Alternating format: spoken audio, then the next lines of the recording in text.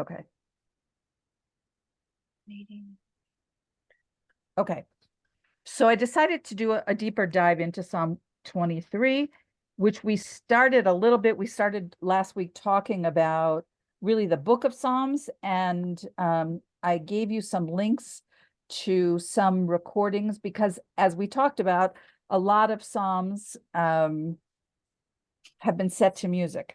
Certainly that was true in the time of the Holy Temple when the Levium, the priests were actually singing these songs. But even today, a big part of Jewish music and a big part of Jewish prayer comes from the book of Psalms.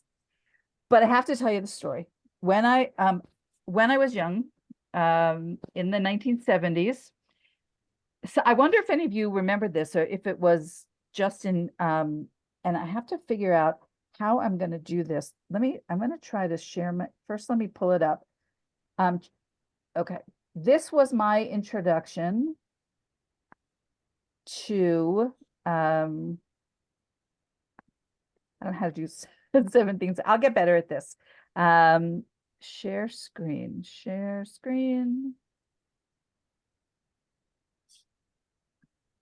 Can anybody help me with this? I'm in more. No, share screen. Oh, here we go. Okay.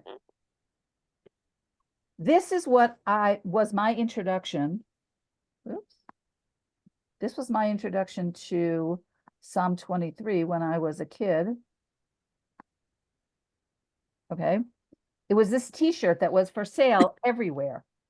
Okay. And I knew nothing. Remember, I told you back in those days that I didn't know anything about Torah, or Judaism, whatever. I just knew this t-shirt was for sale everywhere. And of course, you'll recognize it because you're familiar now in a way that I wasn't with Psalm 23. It happens that this t-shirt is out of stock now, but it was it was available, and it was, like I said, it was for sale everywhere when I was a kid. Okay, now I want to stop sharing my screen. I have to figure out how to do that.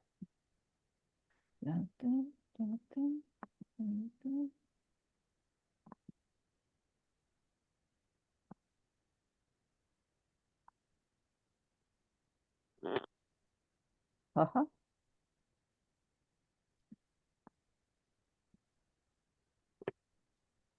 Isn't that crazy? I can't figure it out. I'll make this bigger. All right, well, we may not be sharing screen so much anymore because now I can't somebody help me out here. Anybody know how to do this? I think if you go down to the bottom, if you tap your screen and go down to the bottom, there'll be a menu that kind of comes up and it says unshare screen. Stop share. Thank you, Kelly. Okay. So that was my introduction to Psalm 23, but now I know a lot more about it. And the context is I think we talked about this, that every chapter of Psalms is a reflection of something that was going on in the life of King David during his lifetime. That's a reflection of, the theme is something that will happen to the Jewish people in the course of history, and also something that relates to each person individually in their life. So King David wrote this particular chapter during one of the most dangerous and discouraging periods of his life, when he was fleeing from Shaul HaMelech, from King Saul and his army. And what were they doing? They were trying to kill him. He was hiding in a barren, desolate forest. But he says in the words of this psalm that he was not forsaken by God, that God soaked the dry forest with moisture, according to Jewish tradition, that had the flavors of the world to come, and it made the grass and the leaves of the forest moist and edible. So even though the situation that he found himself in was very scary and very, very physically uncomfortable and unpleasant, the idea of these words, and we're going to go through each verse, verse by verse, we're going to go through that he composed these verses, and there's only a few of them, this song, in order to bring himself to a state of tranquility. And that's why we rely on it specifically in times of distress. So in the Jewish tradition, I think somebody said this is also true in the Christian world, that this psalm is read at funeral services. Is that true? Mhm. Yes. Okay. It is also sung in Hebrew at the third meal on Shabbat afternoon. So in Hebrew, the psalm has 57 verses. 57 is the numerical value, the gematria of the word zone. The Hebrew letters are Zayin Nun, which is a reference to nourishing. Okay. Mazon is food. Okay. So so there's something about this verse, this chapter, that that is embedded in the Hebrew, in the counting of the Hebrew words, that gives us the idea of nourishment. Also, the chapter has 227 letters. The numerical value of 227 is bracha, is blessing. The Arizal, who was Rabbi Yitzhak Luria, he was 16th century in Tzfat in northern Israel, was one of the most important mystical rabbis of all time. He teaches that this particular chapter, that people who say it and people who live by its message will be blessed with ample nourishment, ample provisions. Some congregations in Judaism also add it during the Yizkor service, during the service, the memorial service for our loved ones who have been deceased, because again, it is a psalm of comfort. So the themes of chapter 23 describe God as protector and provider, that David HaMelech, King David, depicts himself in two different ways in this chapter, as a sheep wandering in the wilderness. When he says, the Lord is my shepherd, the implication of that is that he's a sheep. And also that he's in God's house at the very end. I will dwell in the house of the Lord forever. In both scenarios, God is providing him with the security that he needs, whether he's a sheep under the care and provision of God, or if he is in the Holy Temple, which did not exist in King David's time, you may recall. So the idea is that God is always with us, never fails to offer comfort, and will remain devoted to us no matter what. This chapter, the words of this chapter have brought more comfort and more courage to more people in more times and places than probably any other words that have ever been written. So I want to, now I'm a little nervous about doing this, but I want to again pull up the words and again share my screen. Let me try to learn how to do this in a more effective way.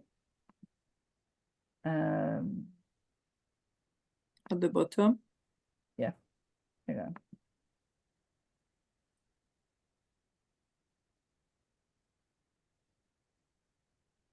Okay.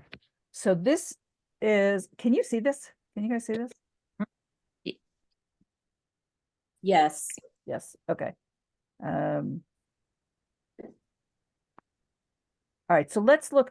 So the first three lines, there's only 6 verses here, okay? The first 3 lines are giving comfort. They are soothing. The Lord is my shepherd, I shall not want. He causes me to lie down in green pastures. He restores my soul. These are tranquil, lines of tranquility.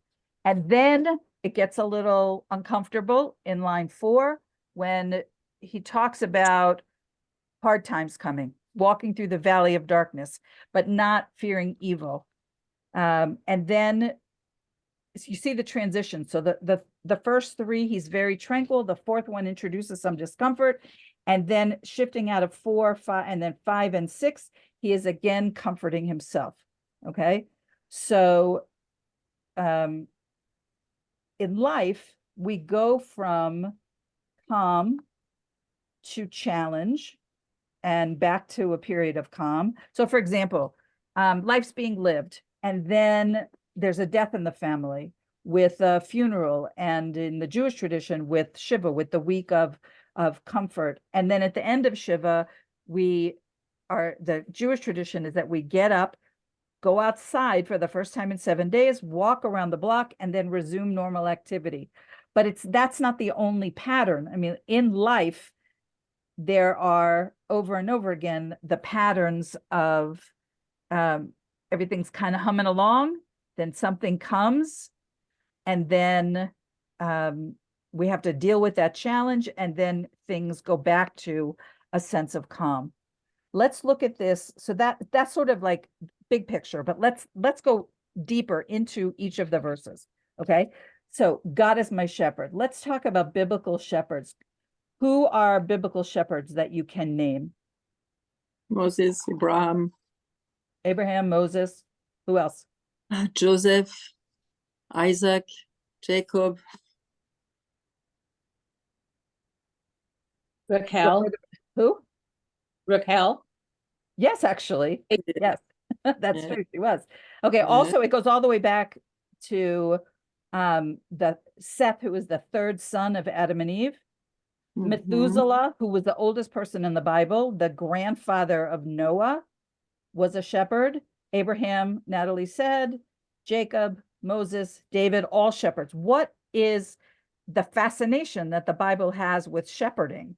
What does the image of a shepherd evoke? So when you are tending sheep in the wilderness, you have an opportunity to connect with spiritual things because the distractions of everyday life are removed.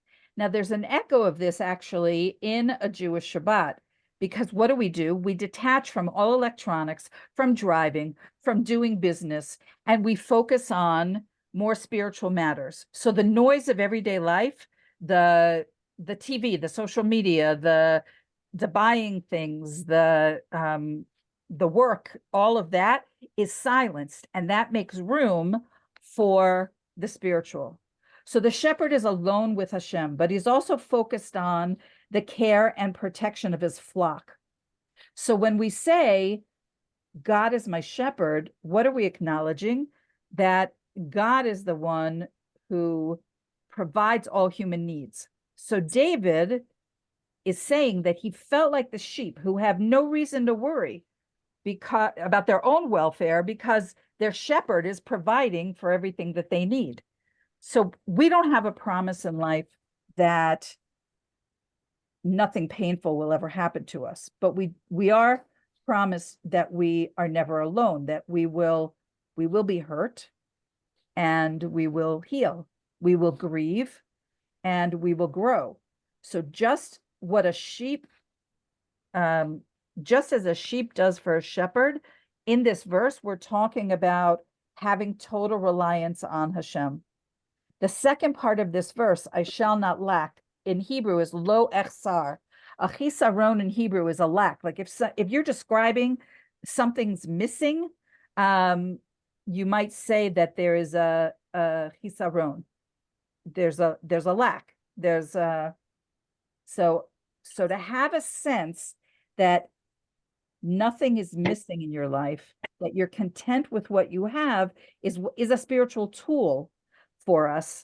I want to, now this did not work so well last time, but I want to try this again, and play a song from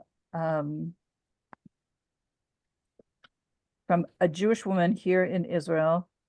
Let me see.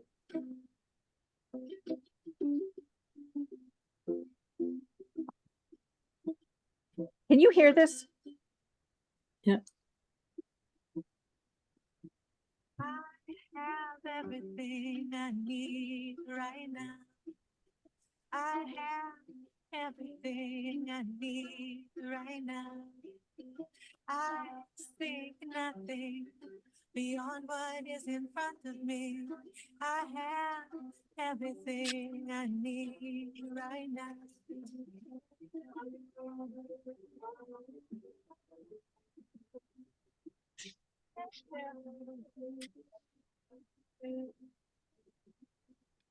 I'm learning how not to hold on so tight.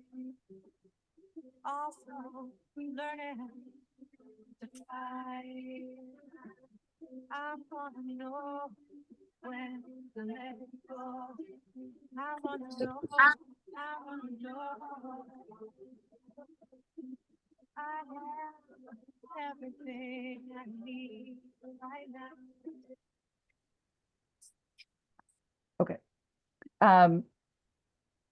We human beings, is the way God created us, that we want and desire all our lives. After death in Judaism, there's a custom to place pottery on the eyes. You close the eyes of the deceased and you put some broken pottery on their eyes. What are we saying? We are saying that is the end of wanting. As long as we're alive, we want and desire. It never ends until the day that we die. So in normal circumstances, there is no end to wanting. King Solomon said, this comes from Kohelet, from Ecclesiastes, chapter 1, verse 13, no man dies with even half his heart's desires fulfilled. David HaMelech is teaching us in this verse that to learn how to be content with what we have, that if God, as our shepherd, is denying us something, then he must understand that it's not something that we need. And we are not always the best at determining what we need. So here's a very, very simple example.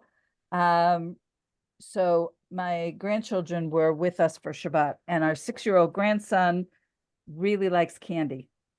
And he always wants candy. No matter how much candy he's had, he always wants. And candy is not always good for him. And so he has to have somebody to help him regulate his desire for candy, right? Namely, my daughter. We may want a bigger house, but a bigger house may come with a bigger mortgage that may actually hamper our lifestyle. We may want a relationship with a certain person, but that's not healthy for us. So in Ethics of the Fathers, we have a teaching: who is rich, the one who is happy with what they have. Expressing gratitude for what we have, feeling what David HaMelech is saying, feeling that sense of I'm not lacking anything, is a huge part of being in alignment with God, because the way we understand it is that what you have is what God has sent you. So in Hebrew, Jewish people are called Yehudim, which comes from the Hebrew word lehodot, which means to thank or to express gratitude. It's a very important spiritual task to notice and to express gratitude for what we have. So have you ever been at a Thanksgiving table or any table where somebody says, let's go around and everybody say something that they're grateful for? Do you have this experience? So what usually happens if it's Thanksgiving and it's once a year, people will say really big things like, I'm grateful for my family. I'm grateful for my health. Right? Jody's shaking her head. You know what I'm saying? Okay. At our table on Shabbat, every week, we go around and we do gratitudes on Friday night. What does that mean? We have to say something that we're grateful for that happened to us since the Shabbat that just passed. And we do that pretty much every week. It has to be something very specific that happened to you, not something really general. And it's something I encourage you to implement in your life if you have any kind of regular meal with people, or just to do an assessment. Now, this is a book. I'm not sure you can even see this because I have this background. Hold on just a second. I published a book. Let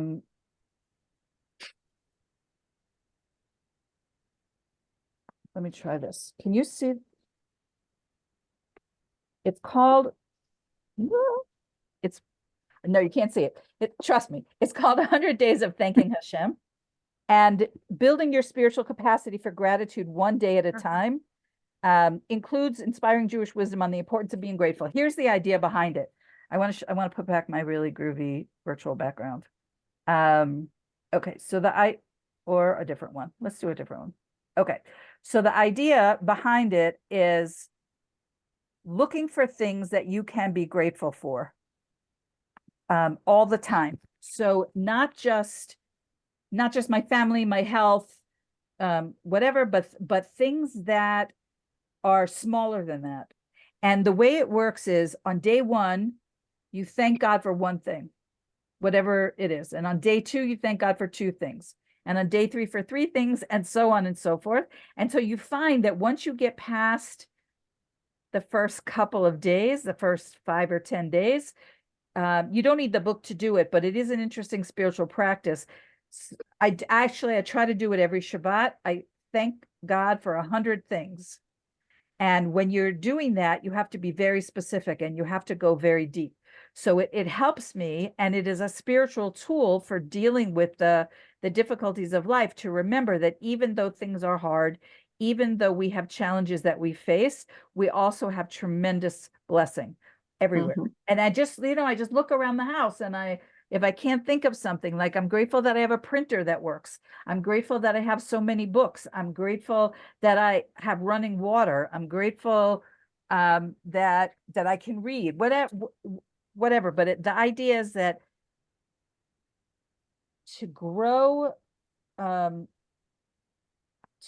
grow in a way that King David is pushing us to grow through this verse, is to notice the things, everything that's God is doing for us. So I just see Natalie's taking a sip. So here's something. The reason I'm going to mention this, because I had a friend whose father or father-in-law, I can't remember, he was in the hospital because he could not swallow. And he lost like the ability to use the muscles in his neck to force liquid down. Now we drink and we don't even think about the fact that for most of us, for most of our lives, God has blessed us with, from the moment that we're born until the moment that we die, with the ability to take in liquids. That is something that I always took for granted until I learned about somebody who was not able to do that. And so that can be one of my 100. Thank you, Hashem, that I can swallow. Okay, let's go down. Let's go to the next verse. He makes me lie down in green pastures. He leads me beside. Okay, so there's different translations of this. Quiet, calm, still waters. In Hebrew, the expression is me menuchot. Menucha is rest. So like when we take a nap on Shabbat, which is one of my favorite parts of Shabbat, we call that Shabbos menucha. Right? It's a nap. So the concept is rest, stillness, and so forth. So remember that David HaMelech wrote this chapter when he was fleeing Shaul, when he was fleeing King Saul in the desert. There's no pastoral green pastures in a desert. There's no calm waters. It is crazy hot during the day and freezing cold at night. Right now we live in Efrat, which is south of Jerusalem, but we used to live in a community called Ma'ale Adumim, which is east of Jerusalem. And it is in the Judean desert. So when we would go to the grocery store, we would pass through hills of sand, desert, that looked, it was so biblical to me. It was like, Abraham could have walked around these hills, and I'm just going to buy, frozen broccoli and toilet paper, whatever. But the contrast between where he physically was in this barren desert and the sensation that he's able to calm himself with, his ability to imagine these green pastures, is a lesson to us that our sense of calm in the world comes from inside of us. That it's our attitude towards certain circumstances and not from the objective facts of the situation. This week, I heard a very short clip from Rabbi Alona Nava, who's one of the rabbis that I follow, who lives in Tzfat. Natalie, I think you also, yes, you listen to him. He talked about how your reaction to when something is threatening is an indication of how much you trust God.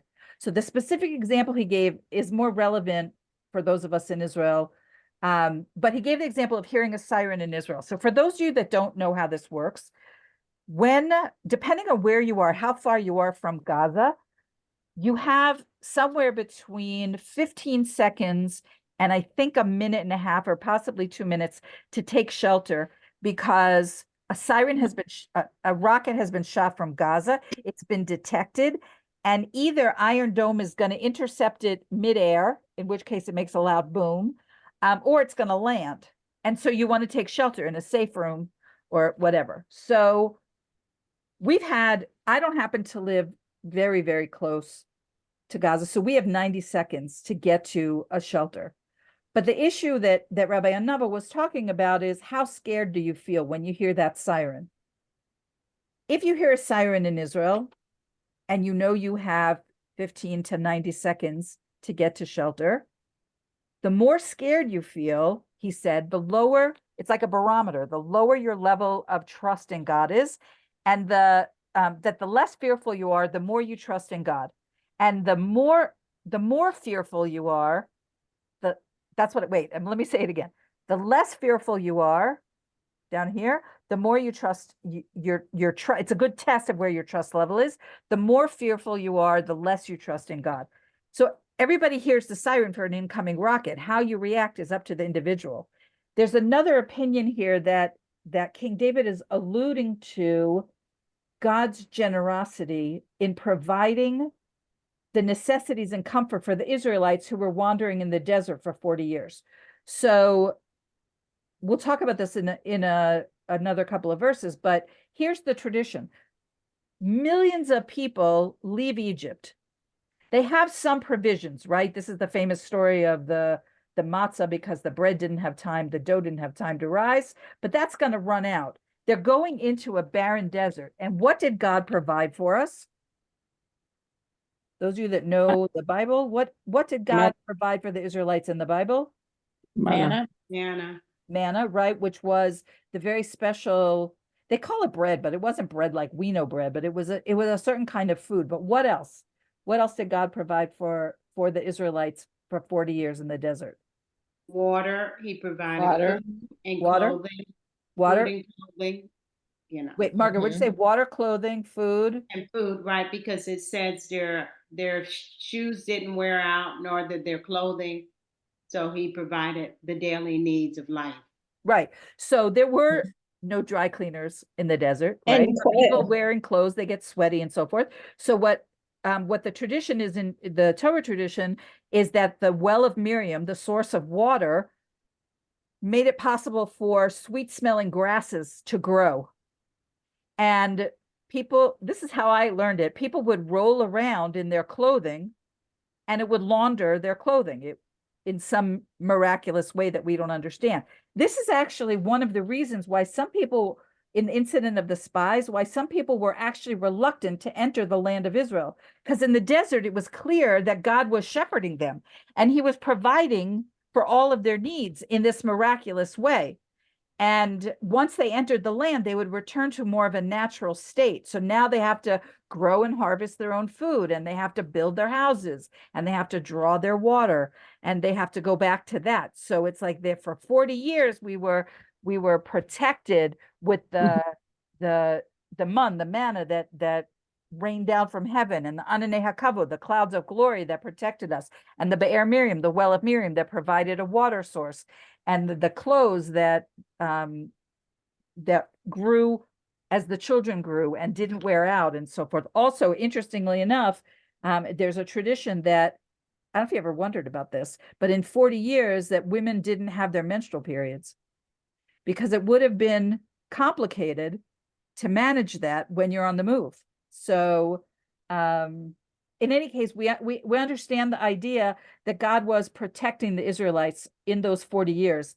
And that's not the way most of us live now, but David is alluding to that, in this verse of that God takes care of us, what we need.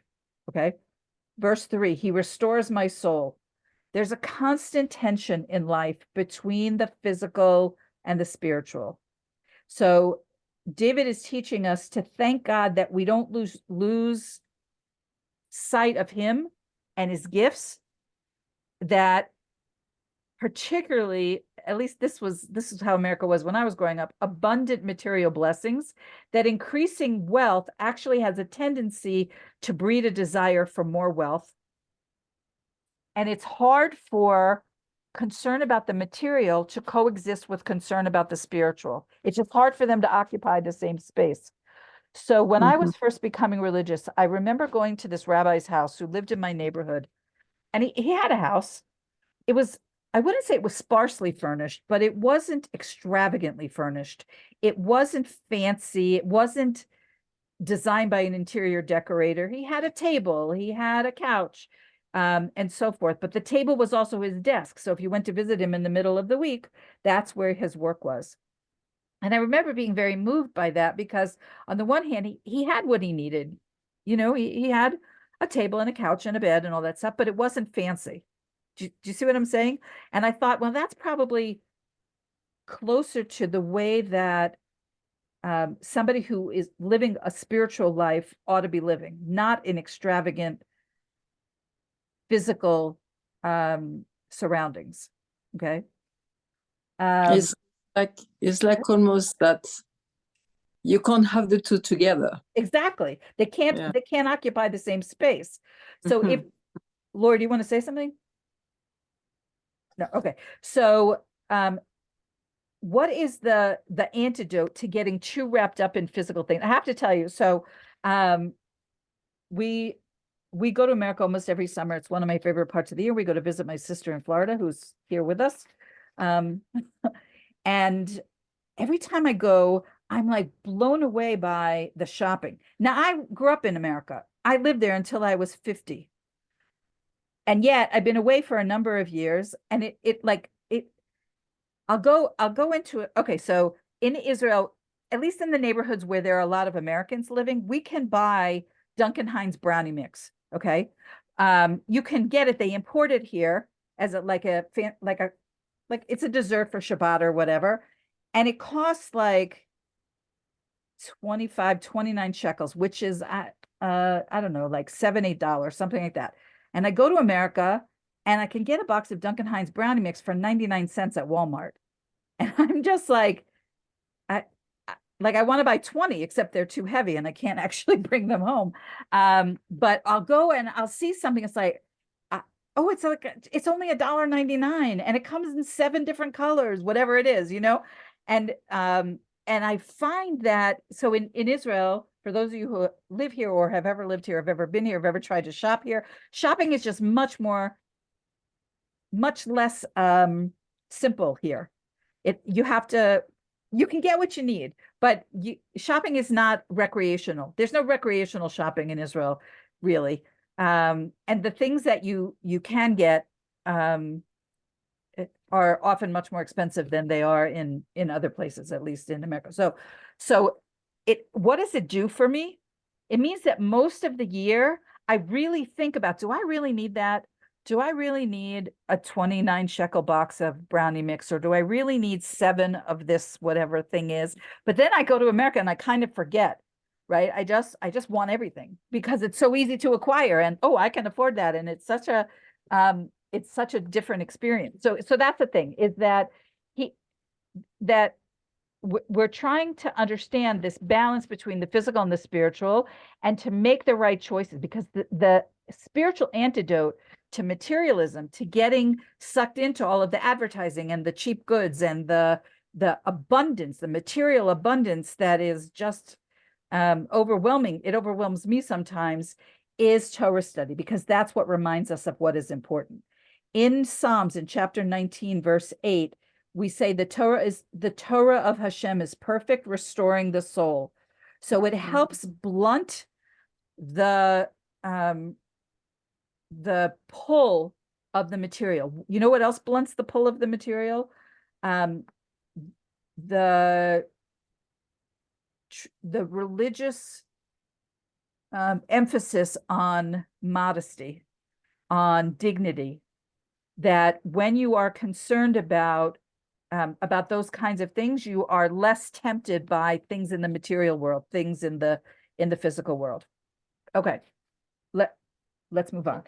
We're only up to verse 3, chapter 23, verse 3. He guides me along righteous paths for his name's sake. In the book of Numbers, chapter 33, verse 1, it talks about how the Israelites made 42 stops in the wilderness before actually entering the land of Israel. Similarly, there was a 20th century Hasidic master that we know as the Netivot Shalom, who says that each person has multiple steps in their life path. Now, we've all lived long enough to experience seasons or periods in our life, whether it's defined by where you live, what job you had, what stage your family's in, what challenges you had, who your partner was at the time. Each person is guided through life, through stages of life, to accomplish what we came here to accomplish. And Rabbi Chaim of Volozhin, this is early 19th century rabbi, founder of a very famous yeshiva. He says that King David is teaching us how to make the best of uncomfortable situations. So let's say that you yearn to move on from whatever your circumstances are right now, but everywhere you turn, you're frustrated, like you hit a brick wall, you can't get anywhere. So David teaches us this is God's will for us at this time. You have to feel like this, where you are, is the place where you belong now. It's good for you. It's good for you as if it's as good for you as if you were in a lush meadow. So for example, there was a 9-year period when I very much wanted to live in Israel, and my family was not on board with this. And I basically just pestered the hell out of them until I finally got them on board. But I felt very, very stuck. I did not want to be in Baltimore anymore. I wanted to live in Israel, and I couldn't move. And no matter what I suggested, no matter what I tried, my path was blocked. And then somebody said something to me, because what I did with that time, one of the things I did with that time, what I call channeling my frustrated Aliyah energy, is that I started a group where people who were thinking eventually of moving to Israel could learn about what life in Israel was like. And we met once a month, and we had speakers come from Israel. Either it was somebody from our community who was now living in Israel and was talking about what is their life like in Israel, or it was somebody representing a community in Israel, a realtor, a shipper, to describe how do you pack up your home and move it across the ocean. People talking about the educational system in Israel, different communities where we might want to settle. We had many speakers over the years that I was there. And somebody who helped people move to Israel said to me, this was to not see it as like I'm stuck in America and I can't get out, but that I have a mission to complete there. And in fact, when the time was right, so when we made Aliyah, my youngest daughter, who's now 29, was a minor at the time, and she comes from a previous marriage. And we had to get her father's permission in order to move her because she was a minor. And he had to sign a paper. And we had not the warmest of relationships, but in an amazing, miraculous way, I prayed before I went to meet him to ask him to sign this paper. And because the time was right, he signed the paper, and without too much fuss, and we were able to take who was then our 15-year-old daughter to Israel. So for 9 years, I couldn't. And then God sort of like parted the sea for me, and then I was able to. So I'm sure that all of you have experiences like that. And that is what David is teaching us, that while we are in a situation, that's where God wants us to be. And we have to accept that situation. If we try our best to get out of it and we can't get out of it, there's something there for us. Does anybody have any comments before I go on? Anybody want to say anything? Joe, do you want to say something? You gotta unmute yourself. I think that it's just dead on accurate, and this whole experience that you had of the timing being right. I've been slow to recognize when God was like, it's not time for that right now. It's not time for that. And then when it is time for it, and the door literally just swings open. Right, and it happens more smoothly. Oh, so smooth and amazing. And I said to my daughter last night, we were talking about some things and having to do with the economy and investing. And I said, sometimes the best decision is the most difficult when that decision is do nothing and wait. Because you're right where he wants you, but it may not be very exciting. It may not be, you're so busy with all of these different activities. It may be operate where you are right now, doing exactly what you're doing, instead of trying to go along with some vision or dream or whatever it is. Right now, your time may be to operate in where you're supposed, where he's placed you. I love that. Right. So what the point that I want to take from what you just said is that when we read Psalms and we read it a little deeper, like, you know, with additional commentary that I'm trying to share with you, is that these are not just words, they are life lessons. And that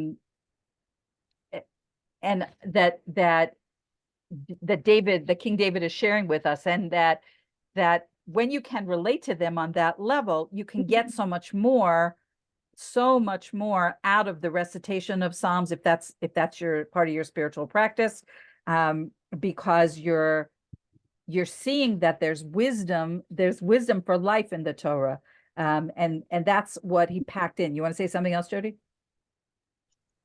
That he guides me in right paths for the sake of his own name. It's just kind of like getting down in my heart right now. I've always read that in the sense of, well, I'm going to find the right path. I'm going to find the right path, and not really thinking about the fact that where I'm standing is the right path because he led me to it. And I haven't read that. He guides me in right paths is kind of this anticipation of what path is next, and it's like, Jody, the path you're on is the path I brought you to. I'm guiding you in this path, which is for my own name right now. Just calm down, daughter. It's kind of how I feel. There's Wow. something very deep in this, what you've just said, that in Judaism, we understand that the period of time that we're going through right now, which is very, very difficult and very painful, dealing with an enemy that really just wants us dead. There is no compromising with this particular enemy. That what are we supposed to learn from this? So there's an expression in Hebrew, kochi ve'otzem yedi, which means, it comes from Tanakh, I don't know where, thank you for not asking me, but it means my strength and the power of my right hand. Okay. And the point of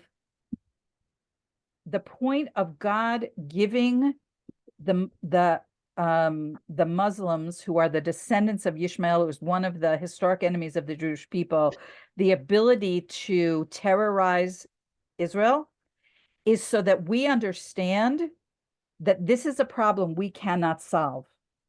There is no military, political, diplomatic, economic, there's no solution for this except through God. And what Jody was just saying is learning to rely on the fact that there are some things we can't fix is a huge spiritual achievement, because it's not a Western way of thinking. A Western way of thinking is, I can do it myself. If I just work hard enough, I pull myself up by my bootstraps. That's the way a lot of us were raised. And that is a message that goes very well with a lifestyle that doesn't have God in it, because there's nothing you say, there's, like, it's up to me. I'm going to make this happen. And like a spiritual path says, I have to do my part, but there's another player here. There's another decision maker here. There's somebody else kind of leading the show. And I have to relax into that. And I have to understand it. When the whole world gets to that point, that is like preparation for the Messianic era. When the whole world is ready to say, there's only so much humanity can do to fix some of the problems that we're experiencing. And that's part of what King David is saying to us, is that if God is really our shepherd, then we have to be prepared to be led. We have to be prepared to understand that there is nothing, we don't run the show. There's something more powerful than us running the show. Does anybody want to say anything before any comment, question before we go on?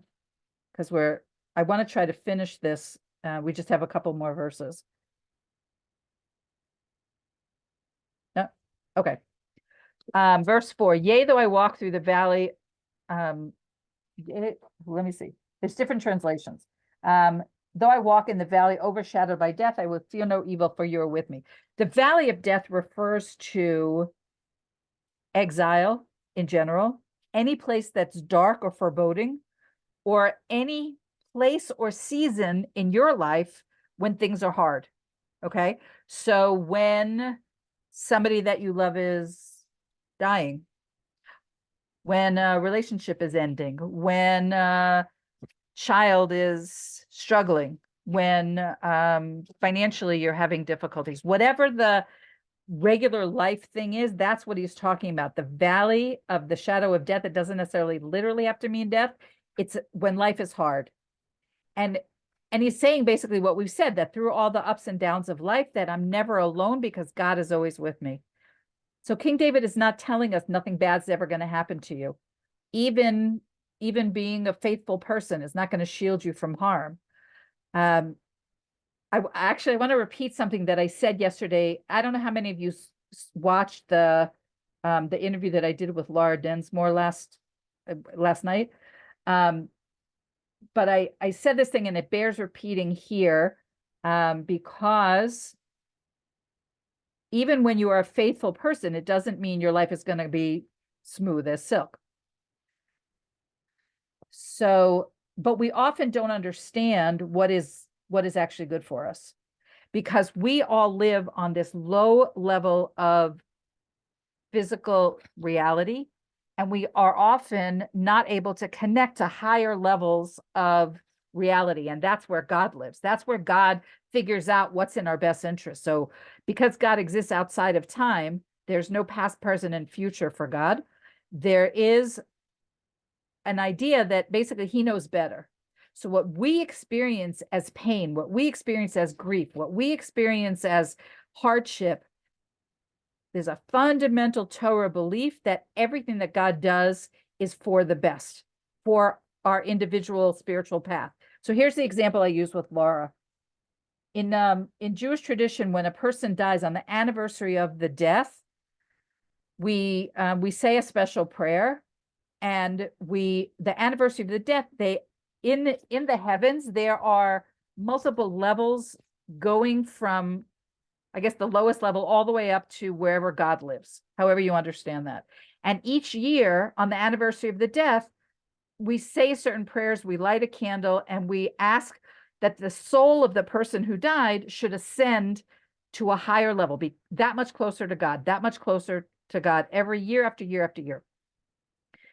When a Jew dies, a soldier dies defending the Jewish people, or a terror victim dies in a very brutal and dramatic way, on a human level, this is a disaster. This is painful. This is gut-wrenching.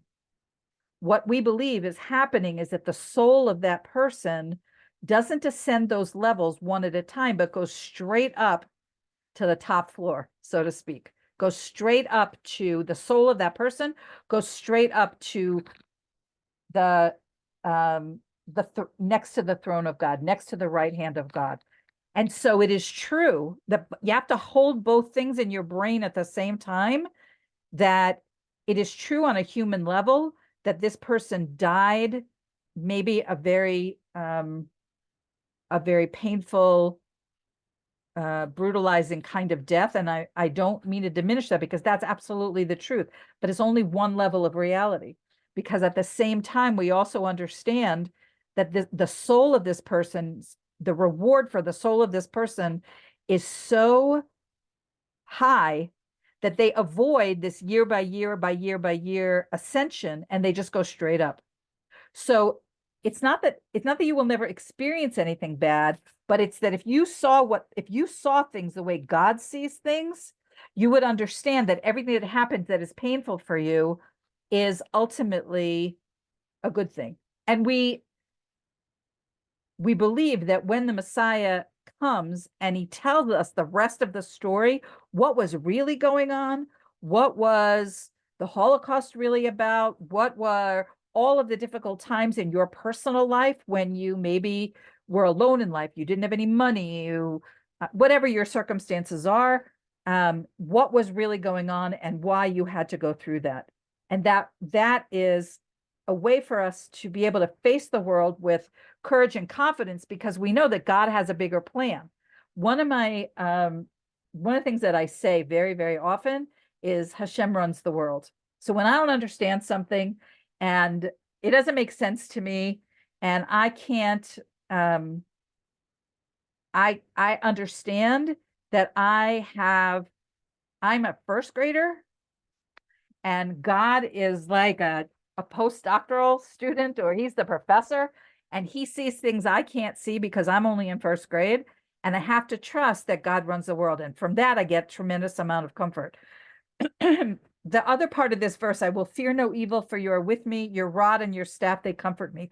Now, a shepherd may occasionally hit the sheep with his staff in order to redirect them. If they're going off course, he has to make sure that they go in the right direction. So he gives them like a slap. The same thing when Hashem hits us, he gives us a challenge. It isn't random. Sometimes it's a punishment, but most of the time it's a mid-course correction.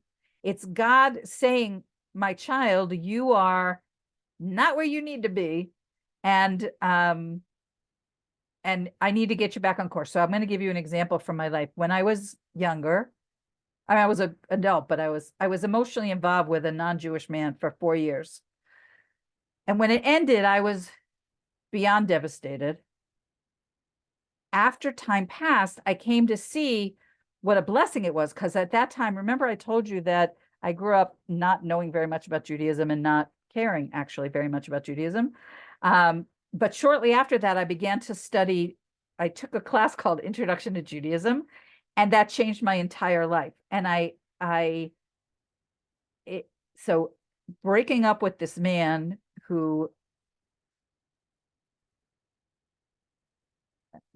breaking up with this man was very, very painful for me.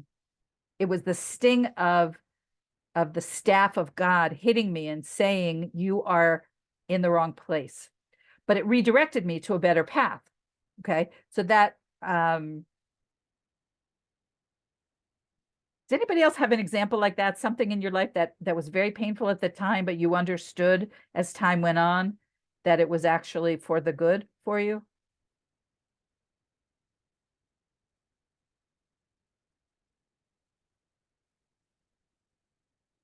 Andrea, you need to unmute yourself. Andrea, you need to unmute yourself so we can hear you.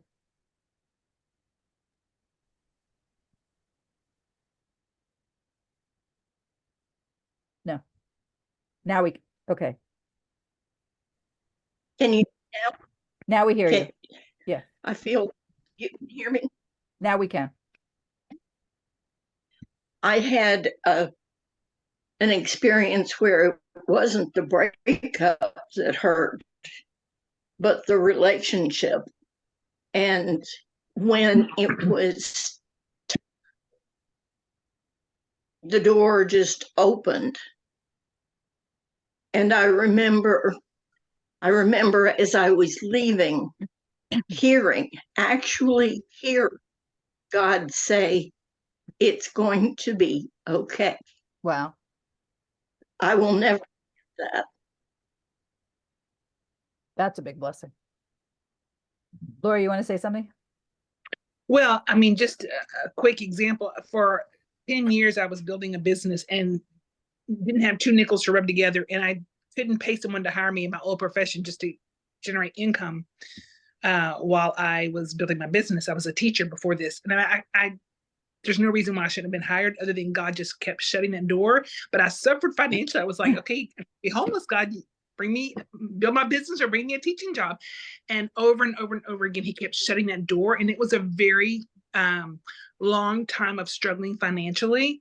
And now looking back, 10 years later, my little business has grown. I was able to buy my first house recently, and things are much better. But now I see he was forcing me to learn how to build the business. I was kicking and screaming the whole time, delaying the learning until I finally realized, okay, I need to quit looking back and look forward. And it was just a very painful, start, almost 10 years. But looking back, he was trying to force me to look ahead and learn the business, not just do the business. And so I'm grateful for that lesson. I tell him that all the time. I want to cry because it was so hard. And, but I'm so grateful that he kept my feet to the fire. And now I've learned so much and I'm in a much better place. So Perfect. that's it. Okay, let me just say something. I noticed that it's 9:00. So, and I have like just a little bit more, and I think Natalie wants to say something. But I want to be respectful of the time. So what I want to do is listen to the story that Natalie wants to tell us, and then we will say goodbye for today and pick up next. Oh, I forgot to say, next week I have a wedding. We'll deal with this in the WhatsApp group. We see if there's another night next week that we can meet, so we don't have to miss a week. But Natalie, go ahead, tell us your story of. Yeah, I mean, I had a story, but people gave already some stories. So I would go more like about the Psalm 23, because funny enough, I was doing it also a few weeks ago for our program. And something really stuck, when you study, suddenly it's like things that stuck to you. And it was when it's written, Ki ata imadi. And for me, it was like, and so you are with us. You are You're with no, me. you are with me. You are with me. But like when you see imadi, it's like you stand with me. And it's like I could visualize that God was with me as a shepherd all the time. And so it's not just like something that you know in your head. It's like something that you take into your consciousness, that he's with me. It means he's standing next to me all the time. He's not far away. He's always with me. And this is just stuck to me just by looking at the Hebrew. And is like it was Judy also was saying, like, suddenly you are not looking here, you are not looking there. It's like when you start to know the thing in Hebrew and you start to meditate, it's becoming yours. And suddenly that's it. You have this peace, that is here. And it's just changed everything. The gift, I think, of Psalms in particular, but of Torah study in general, is there's an expression in Judaism that when you pray, you talk to God, and when you study, God talks to you. And that's how I experience it. That when I can look at these words, the truth is I could say these words over and over and over again, but until I dig a little deeper into some of the ideas of what this represents, and I don't extract everything automatically. I have to really study. And then it makes me feel like there are, this is what I speak about all the time about the universal wisdom of Torah. We're not talking about Jewish law and how you're supposed to do this or that. We're talking about King David speaking to human beings about their journey through life. And that's something that we all have in common. Okay, so I'm gonna end here out of respect for everybody's time. And on the WhatsApp group, we will figure out what's possible for next week. Anybody have any parting comments before we finish? Jody, you want to say something? Yeah, Rivka, I'm sitting here crying because my heart was really moved when you talked about the Jewish concept of eventually understanding the things that happened in life, but that's for a later time when we have that full understanding.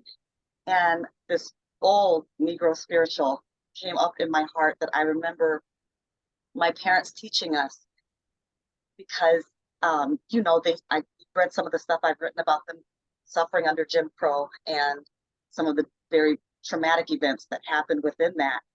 And the song says, farther along, we'll know all about it. Wow. Farther along, we'll understand why. Cheer up, my brother, live in the sunshine. We'll understand it all by and by. And I'm just sitting here going, when you spoke the Jewish concept of having that understanding, it was like my worlds just like collided, and it was just like still powerful to me. I'll probably get off the phone and just do some crying. That's very beautiful. That's That's what powerful. that's when I'm talking about the universal wisdom of Torah. These are concepts that you'll see. I mean, if you grew up in another faith tradition and you grew up with another set of teachings, you'll see that the source for so many of them is in Torah. Yeah, thank you for sharing that. Anybody else before we go? Okay. Thank you all very much. It's really a big honor and privilege for me to have you here with me. And we'll speak on WhatsApp, and I'll see you guys soon. Thank you. It was wonderful. Thank you so much. Thank you. Thank you so Amazing. much, Rivka. Beautiful. Thank you. Bye, ladies. Bye, guys. Bye.